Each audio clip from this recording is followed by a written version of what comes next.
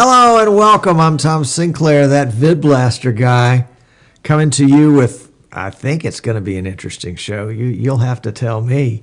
Today we're going to be talking about turning VidBlaster into a 24/7 broadcasting station from wherever you want. Your studio, your office, your spare bedroom. It can happen. It can happen. We'll get to that in just a second. The premise of this show is that one guy with one PC, and the right software and other stuff can really do a pretty darn good broadcast.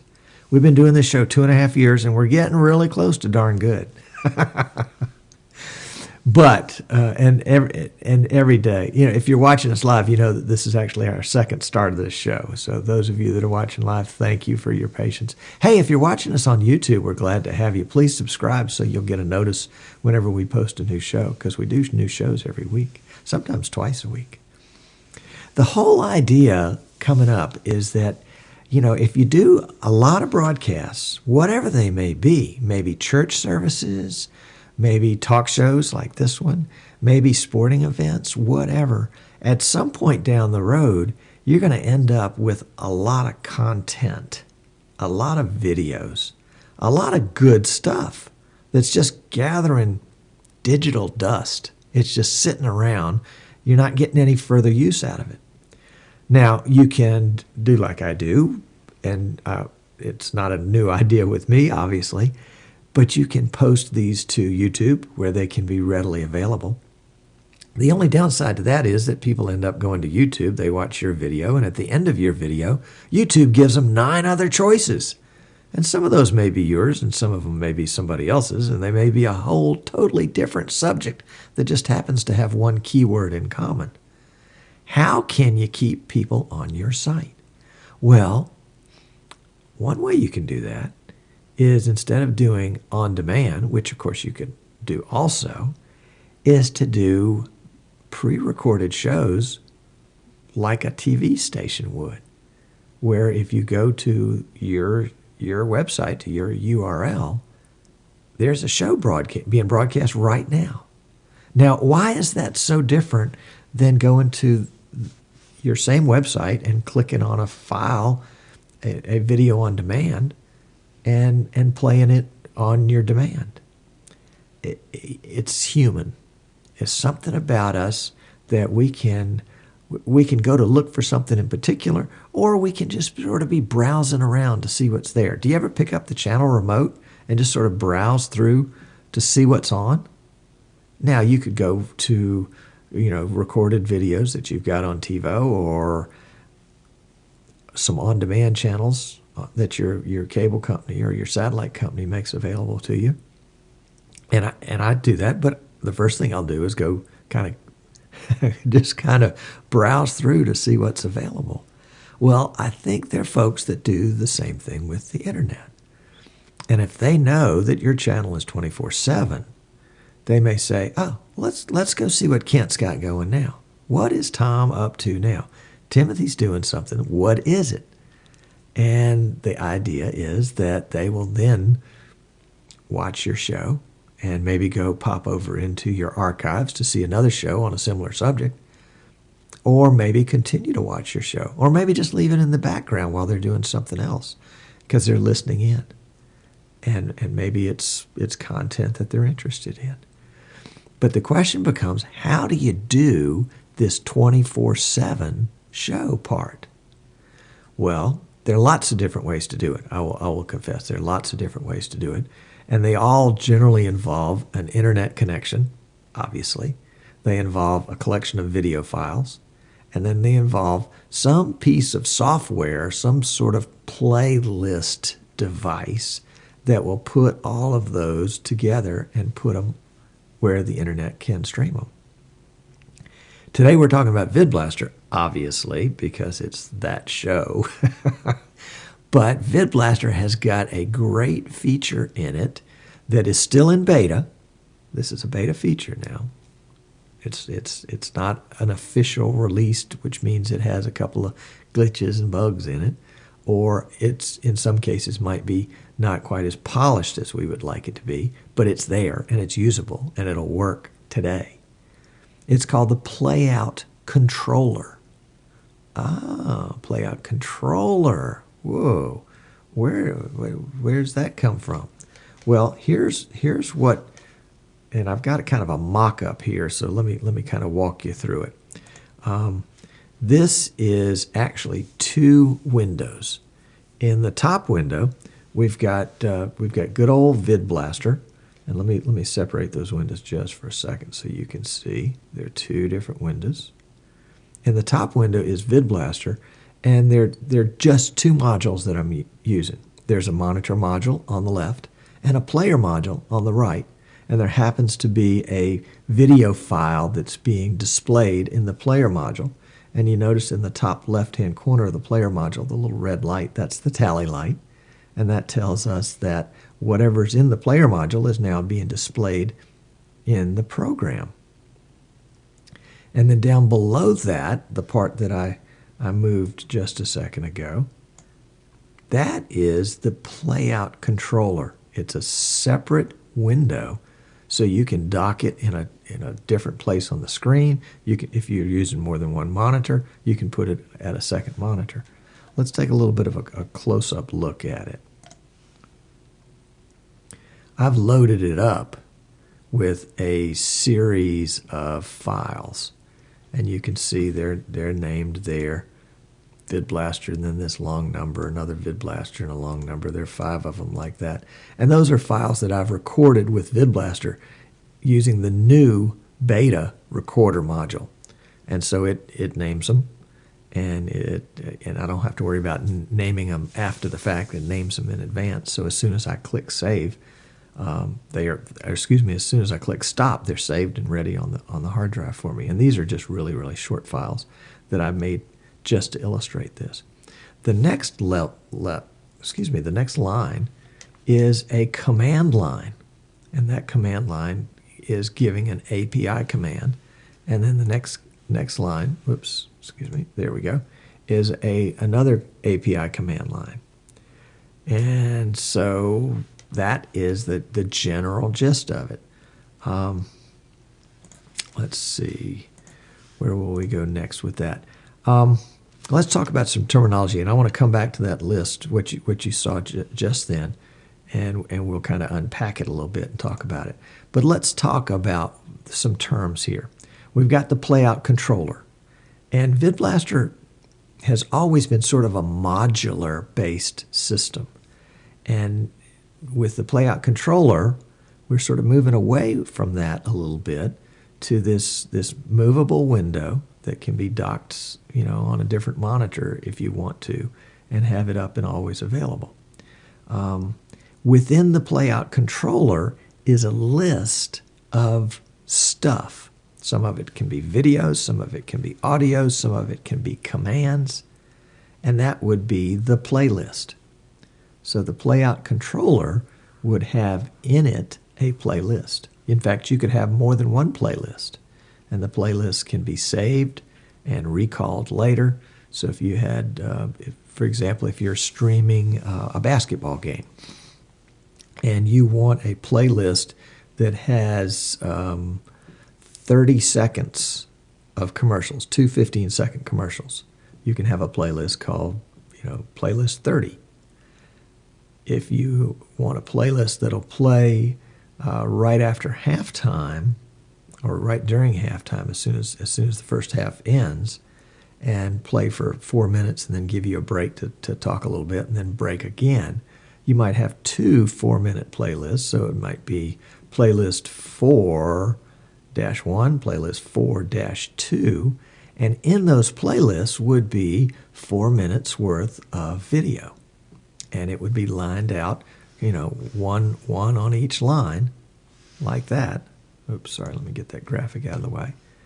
And that would be the playlist that you would be using for that particular time period.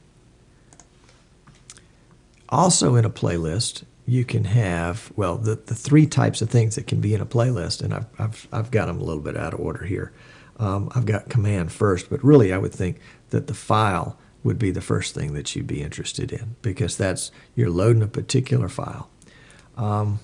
You can also put a command in, and that should have been at the end of our list here, because we want to talk about that last. But you can also do a folder. So if we're talking about organizationally how we would do it, we might have a folder on our desktop. That's a good place to put it because it's easy to find. And that folder might be ads for the March 15th game. And in that folder would be other folders.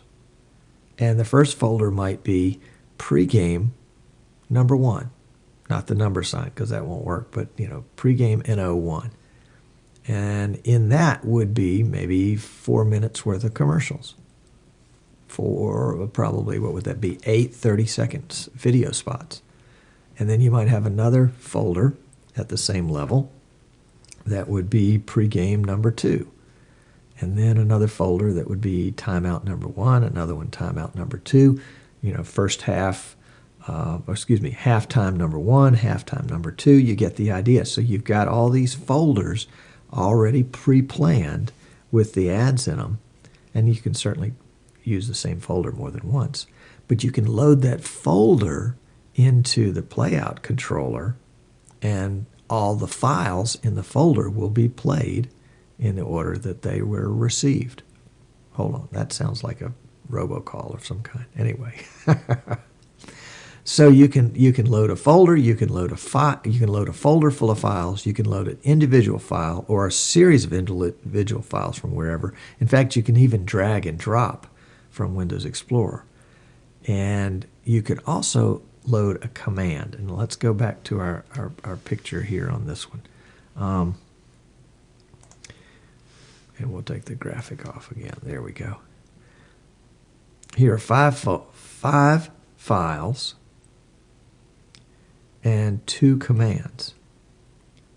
And the top command is part of VidBlaster's API. Now the API is only available in the studio and broadcast versions. So the 2 top versions, the $1,000 package and the $2,000 package, allow you to use the API.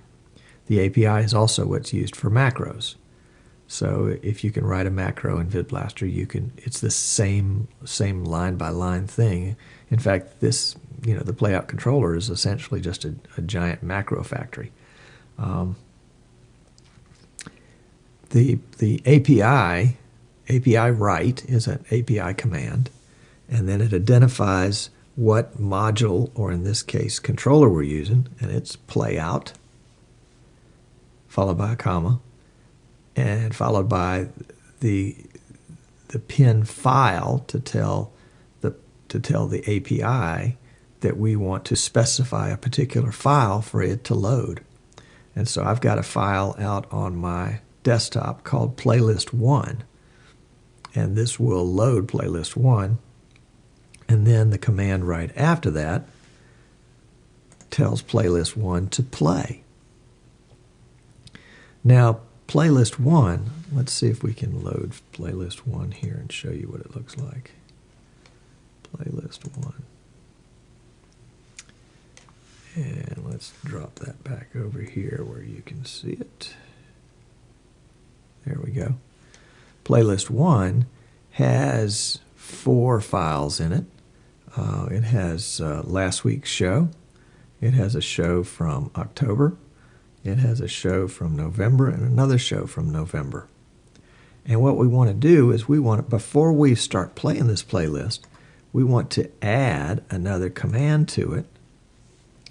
And let's pull that window in so you can see it. And so I'm going to add an API write playout, comma, file. Let's see, was that in quotes? I don't remember, but we're not really going to do it, so it's not going to matter at this point. Users / Silverstone / desktop / playlist 2.ini.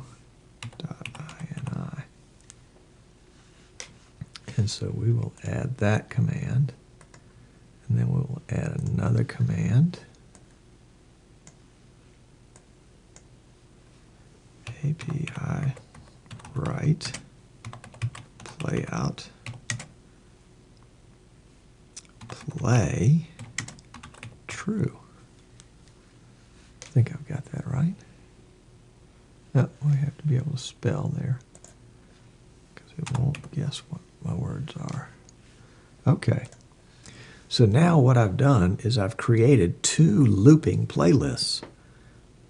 Playlist number 1, once it finishes playing, it will invoke playlist number 2. When playlist number 2 finishes, it'll invoke playlist number 1. And you could do this with 15 different playlists and have the playlist playing one after another, and even cycling all the way back to the very beginning. The advantage to doing it like that would be that you can modify on the fly.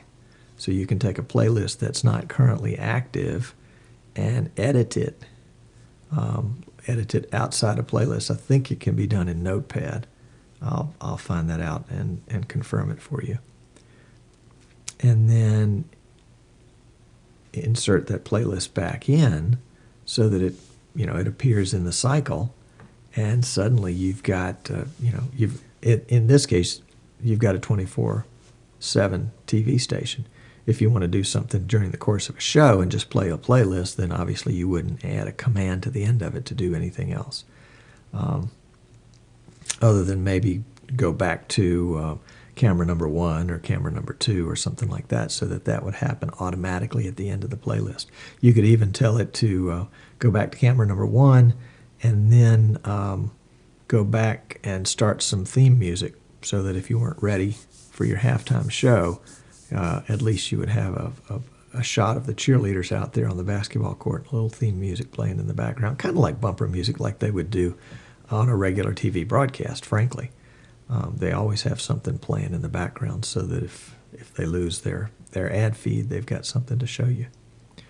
You could do a sponsor's logo. There are lots of different ways you can handle that end of it. But using the playlist gives you the ability to press a button and have VidBlaster do the work, whether it's for 4 minutes or for 4 days. It can happen like that. Now, somebody asked me the other day, how long should I let a playlist like this go? I mean, how long should I stream? Should I stream for a week at a time? And I would say probably not. I think you probably want to restart your PC at least once every day or so, and certainly freshen up your playlist too. That would be a big part of it. But that's how you do it. It's really pretty simple. It's not complicated stuff. Now, I've got some sort of syntax error in this line right here. And so when I get that figured out, I'll put a note in the show notes on YouTube so that you get the correct syntax, because I know that's not right. But and you know me, always wait until the last minute to try something and then bring it to you on a show. So I think this has a lot of possibilities, And again, remember there's some new terms that we're working with. The Playout Controller is sort of a super module, a module on steroids, a module that just breaks through and actually can leave the windows, the VidBlaster window, and be in a window of itself. And within the Playout Controller could be a series of playlists. Each list could contain audio files, video files, commands. And also you can sync it to a folder, so you don't have to add files individually. You can just organize all your files into the right folders and then say, okay, go play this folder for a while. Good stuff from VidBlaster. Yep, hat tip to Mike Versteeg. Going to be interesting to see how this program progresses. One of the feature requests that I've put in that I hope will see some action would be the ability in the playlist. Let's go back to the playlist here for just a second. For me to insert let's say I wanted to insert right after the first file, 10 minutes before that file ends up playing, because you see I have the duration over here, so VidBlaster knows how long the file is. So maybe at minute 33 and 32 seconds, I want an overlay to pop up on the screen in the bottom left-hand corner that says, hey, coming up in 10 minutes is going to be, and then I'll give it the title of this show, so that if folks are interested, hey, they'll stay around. But, once the show's over, they may say, okay, show's over, I'll go on to something else. But if it's something interesting, or maybe even halfway through the previous show, I would say what's coming up in the next show. So they'll say, oh, well, I'm not really interested in this, but I'll come back in 20 or 30 minutes. I'll go work for my employer for a while before I come back and watch more videos. So that's not there yet. That's one of the hopes that we will have the ability to add things that pop in and out, as well as the ability to have a playlist start at a particular time. That's another feature request. So if you wanted to have let's say you were doing a live production out at doing a high school basketball game, and you knew the basketball game was going to end about 10 o'clock, and you wanted to have your station going after that, but it was a 1-hour drive between where you were and your studio. Well, you can have the studio PC, the production PC back at your studio, all set to turn on at 10:05, and sure enough, there would be your stream. I'd be interested to know what happens if two streams try to go one place at the same time. I'll find out and let you know on that one. Anyway, good stuff from VidBlaster. It's going to be fun to see how this particular Playout Controller matures. Yeah. I'm Tom Sinclair, that VidBlaster guy. It really has been my treat to bring this to you today. And I don't see any questions in the chat room, so everybody must be just absolutely thrilled at what I'm saying. Yeah, right, sure. And if you're watching us on YouTube, please subscribe, and we'd love to know that you're out there watching. And you'll get a notice whenever we do something cool, I hope. Anyway, it's been a treat. Thanks for hanging around. If you're watching us live, hang around. We do have a second segment coming up, and we do have some cookies and milk for you guys. So we'll be back in a flash.